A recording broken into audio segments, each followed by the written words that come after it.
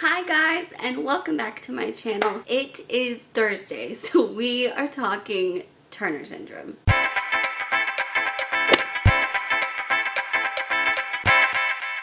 This week I wanted to look at some of your comments again, and I really want to talk about something that I feel like is such a huge part of how Turner syndrome affects your life. So Kate said, "Hi Brooke, like you, I have had 2 neck surgeries. I also had surgery on my ears when I was about 4.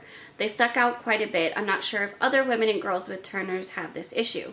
As far as my neck, the skin kind of stretched after the first surgery, and by the time I was 16, it was noticeable to me again.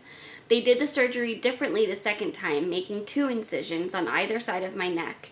The first one left me with a scar on the back of my neck. Maybe I was lucky because the scars are pretty pale and flat, I think.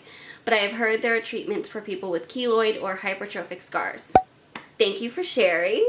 I have not actually heard another story of somebody else having 2 neck surgeries before, so that was kind of fun to hear a story of somebody else that had had 2. Yes, there are treatment options for when scars get like keloid or hypertrophic. I did steroid shot injections right after to help the scarring, and they were super painful, but they did. And the results kind of tapered off at the end where it wasn't making as big of a difference from my perspective.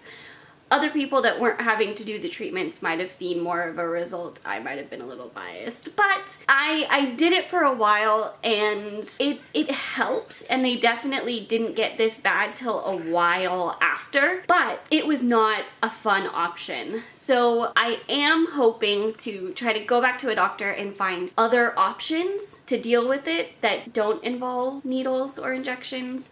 I dealt with it. I was a very good patient in my opinion, but it was not fun. It was not a fun experience. So if that's all that they could really have as the best option, if that's what gets the best results, I will absolutely consider it again. I would just love to see other options to see if there's something else that could be a great result giver and also not involve needles going into my neck. Anyways, my scarring is only on the side of my neck.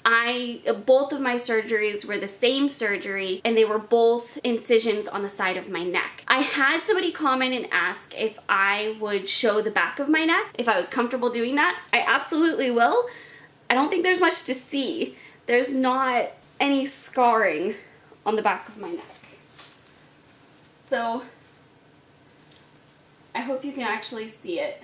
The hairline is kind of weird. It's definitely lower than before my surgeries, but mine's always been kind of low in the back, which I think is a normal thing. And yeah, I don't know.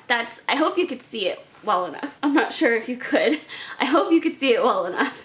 If not, I'll try to insert a better picture so that you can see it better if I look back on this and it didn't show it very well. So that's the back of my neck. I have no incisions on the back of my neck. I didn't do that surgery. The one that I did is called Z-plasty, and it was the one that had the bigger risk with scarring, and obviously puts the scarring in a more noticeable place but gets the better results.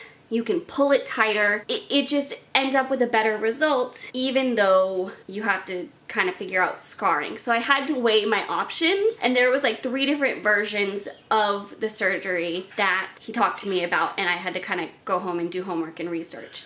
So that is my take on that. For this week's video, I really wanted to talk about something that is important, and it kind of is connected to the medical insurance ACA video that I did a while back. I will link it if you haven't seen that before. And I kind of wanted to talk about how much medical treatments or medicine costs for somebody with Turner syndrome. There are a few different ways this can be costly. One is surgeries, whether that's a heart surgery, neck surgery. I had knee surgery, but I don't know that I totally connect that to Turner's. But things like that. And then there's medicine. How much your medicine costs, having access to your medicine, because some are going to be harder to get or take more effort to get or things like that. So there are different ways this can become costly. And then there's the screenings that you need, that if you have a copay or if it's a screening that isn't deemed necessary, and so it's not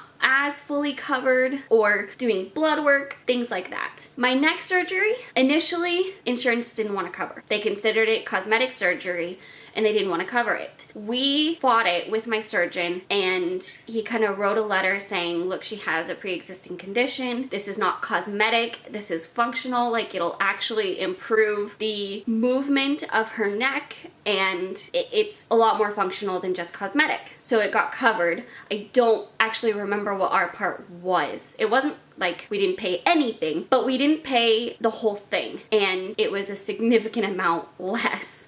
I don't remember the exact. But that, while we had to kind of put that up front and make that case for it being like not really cosmetic purposes and the pre-existing condition thing, it did end up working and we got it covered. So we didn't pay the whole thing. Without that, that would have been a very, very expensive surgery, and I probably wouldn't have had it. I wouldn't have had it, or I at least wouldn't have had two. So that is something to think about also, is the costs of different things. That are they necessary? Are they not? And then there's the cost of my HRT, and I want to kind of give a little history on this for me because it's shifted a little bit, and I think that kind of speaks to what's your HRT look like? What are you actually on, and what form of HRT are you on? So I've been on a few different versions. Like I've mentioned before, I started with progesterone and estrogen pills, progesterone and Premarin. With those, I paid like $5 to $7 each once a month. So that was like $10-15 a month for both of those. And that wasn't difficult, that wasn't hard, that was not overwhelming in any way. And then I switched to a generic birth control once they wanted me off of that, and it was like $5 a month. It was still very, very minimal. Insurance covered it really, really well, and it was just a generic birth control, so it wasn't a name brand one that would be more expensive. Then I tried the patch, and I think the patch was a little more. I think the patch was like maybe $10. It still wasn't much, but it was maybe 10 or 15. That was, everything would be once a month. So that happened, and then I switched back to generic, and I think I was put on a different generic than I had before, so it started affecting me differently. I've talked about that ad nauseum. That one, I think, had no copay, and if it did, it was back to like only the $5 or something. It was still super cheap.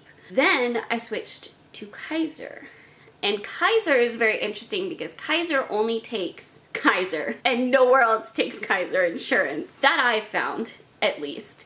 So I have to get this prescription at a Kaiser pharmacy, otherwise our insurance does not cover it. Otherwise, I have to pay a ridiculous amount when just taking the extra little drive to go to Kaiser instead of that pharmacy would save me a great deal of money. So I got it the first time at Kaiser because I was there. It was right after my first endocrinology appointment with my current endocrinologist, and she had re-upped my prescription for me, so I went and got it under Kaiser, paid nothing. There was no copay for it. It was fully covered. I literally just gave them my Kaiser card and they gave me the 3-month supply of it. It was covered. It was amazing. I was so excited. And then it was time to refill it. And I was going into town at a different area. We go into a different town way more often than the town that has Kaiser in it that's closest to us. It's the one I go to. So I was thinking, oh, I'll just get it at that pharmacy. It may be like $5 or $10, but that's okay, just this one time to get the 3-month supply and not have to drive all the way to Kaiser. No, it was like $60 without the insurance, and they wouldn't take the Kaiser insurance. I think I paid to get 1 month of it instead of 3. Either that, or I just paid it that one time because I needed them and I wasn't able to go to Kaiser at that time. And then I never did that again. And I've always only gone back to the Kaiser pharmacy now because I'm not paying that when I could spend so much less in gas to go get it for nothing, fully covered at Kaiser. So that speaks to know your insurance. Know what it covers, know how it works, and research your options. Research what you have available to you for coverage and to get the things that you need. Do they cover your prescription that you're on right now? If not, is there a different one that would work just as well for you that they cover better? I know mine being generic all the time, it has really helped make it much more affordable, and I would never switch to a name brand. there's no need for it to be a name brand if it's working well for me. That's just how I see it. That's how I've always tried to approach it, and none of my doctors have tried to put me on a name brand. I don't think they see a need to either. So the new one that I'm on has been amazing in a multitude of ways. It is very affordable to just go and get it from Kaiser, and I get a 3-month supply, so I don't have to go back the next month. I have 3-month buffers, so my forgetfulness, I have another supply the next month if I don't make it. Those are the types of things that I have run into as far as seeing how much it costs. And then of course there's co-pays with doctor's appointments. Do you have a copay? How much is it? What appointments charge a copay and what don't? And how often would you have to pay that copay in your current treatment plan? Like how often, however often you go, how often would you have to pay that, and is that an okay copay for you? Knowing those things help you figure out if you need to change things, if it works for you, if it covers it enough. All of those things are super important to try to afford all of the medical treatments that are needed. And I know the biggest thing that has had to be worked through for me is pushing the pre-existing condition thing. So in my ACA video, I talked about that being the biggest part of things changing that I was worried about, because if pre-existing condition can't be covered or won't be covered, there's a lot of stuff that I would be not as helped with. And that's kind of frustrating when it's not something I can control. So I really have not run into this too much, to be super honest. I also have not had a huge amount of health complications.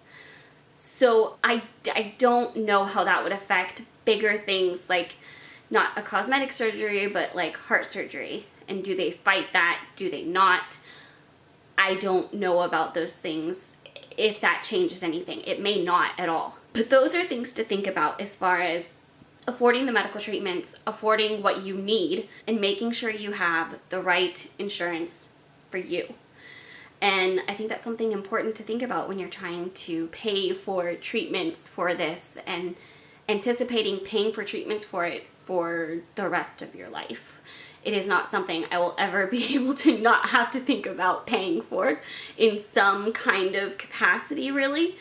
And there's always going to be medical screenings I need, blood work I need, things like that. I am not a person that can be without medical insurance. And that gets kind of crazy and stressful to think about if things change and you don't know how they're going to change, or things are shifting, or just thinking about making sure you have it in place and something jeopardizing that, like losing a job or leaving a job, things like that. So those are my thoughts. Those are my experiences. Everybody's is different, and everybody has different medical treatments they need to cover and they need to think about paying for, like growth hormone shots. I never had to do growth hormone shots, so I have no clue what those cost or how well they're covered by insurance. Things like that. Leave in the comments below if you have any experience or ideas with it. I would love for that information to get shared, and let me know your experience with insurance covering stuff connected to Turner syndrome and the intricacies of paying for all of the medical stuff with it. So I hope you enjoyed this. If you did, give it a thumbs up and share it with everybody. Make sure you are subscribed if you're not already. Make sure notifications are on so you see when the next video comes out. And I will see you guys in the next one. Bye!